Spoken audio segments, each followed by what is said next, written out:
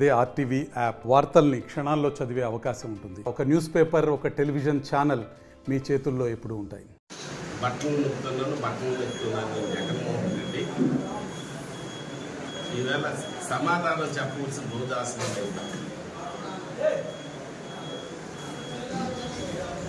తెలుగుదేశం హయాంలో బడ్జెట్లో 19% సంక్షేమానికి ఖర్చు చేసినావు. నీవెంత ఖర్చు చేసినావో వైట్ పేపర్ రిలీజ్ చేయాలి. కేవలం 15% సంక్షేమానికి నువ్వు నిధులిచ్చావు. ఈ ప్రచారానికి ఎక్కువ ఆర్పాటం చేసినా తప్పించి సంక్షేమాన్ని పేరుతో దోపిడీ చేసినా తప్పించి నువ్వెక్కడా సంక్షేమ చిత్తశుద్ధితో చేయలేదండి. అది వాస్తవం. ఇవాళ ఛాలెంజ్ చేస్తున్నావు ఈ వేదిక ద్వారా.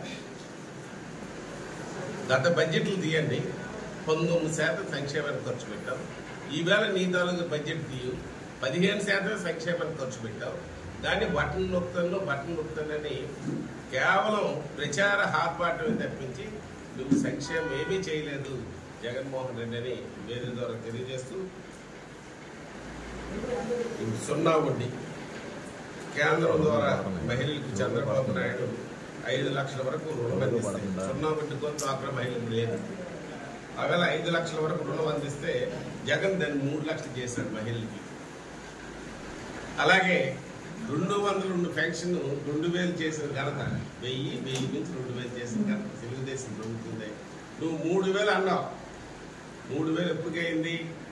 మొన్న జనవరి 2024 జనవరికి 3000 చేయగలిసావు.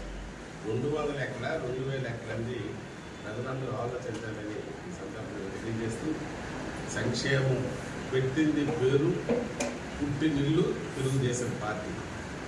అన్నయ్య ఎన్టీ రామారావు గారు ముఖ్యమంత్రి అయిన వరకు ఎక్కడ ఎవరైతే పేద వర్గాలు వారు ఉన్నారో, ఎవరైతే అభాగ్యులు ఉన్నారో వాళ్ళ గురించి పట్టించుకునే నాదులే లేదు.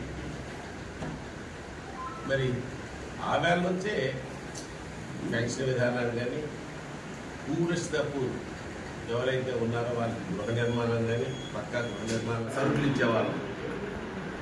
పప్పులు కానీ, వంట నూనెలు కానీ, గోధుమ పిండి కానీ, అలాగే రైస్ కానీ, ఇటువంటి 8 రకాలు కారం పొడి కానీ అందించేవాళ్ళం నిత్యావసర దుకాణం. ఇవాళ నువ్వు ఇచ్చింది నిత్యావసర దుకాణం ద్వారా. మరి కరోనా తర్వాత సెంట్రల్ గవర్నమెంట్ ఉచిత బియ్యం ఇస్తుంది. దాన్ని పీపీఆర్ని కొట్టి పంపించిన వ్యాలంటైన్ కమిషన్ తీసుకోవడం తప్పించి నువ్వు అదనంగా ఒక్క స్టేట్ గవర్నమెంట్ నుంచి ఎటువంటి సహకారం కలిపి బెనిఫిషరీస్కి వెళ్ళలేదు. ఇంకా సెంట్రల్ గవర్నమెంట్ ఇచ్చిన బియ్యాన్ని కలిపి దుర్వినియోగం జరుగుతుంది, మాఫియా జరిగిపోతుంది. దాన్ని నువ్వు ఎక్కడ దాని మీద రూపాయి కలిపి ఈ సివిల్ సప్లైస్ ఏదైతే రేషన్ డిపోలు ఉన్నాయో దాని ద్వారా ఎటువంటి నిత్యావసర వస్తువులు వైద్యం లేదు. కనుక బియ్యం కలిపి సెంటర్లో ఇప్పుడు స్పాన్సర్ చేస్తూ మరి ఉచితంగా ఇస్తుంది.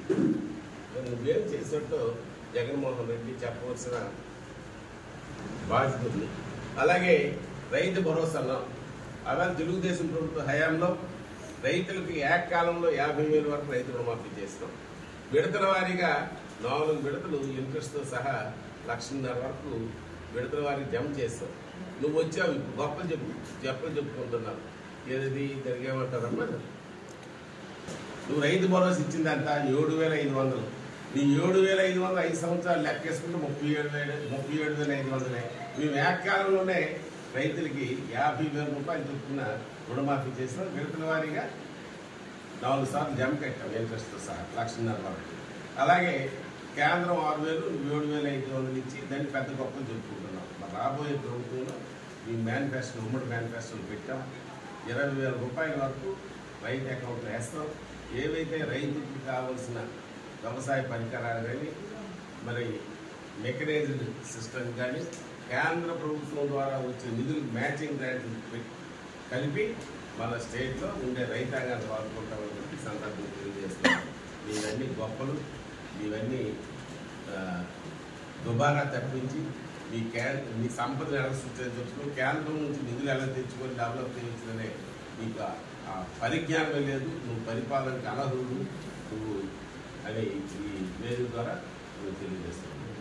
మరిన్ని వీడియోస్ కోసం ఛానల్ ని సబ్స్క్రైబ్ చేయండి, లేటెస్ట్ అప్డేట్స్ కోసం వాట్సాప్ ఛానల్ ని ఫాలో చేయండి అండ్ లింక్ డిస్క్రిప్షన్ లో ఉంది.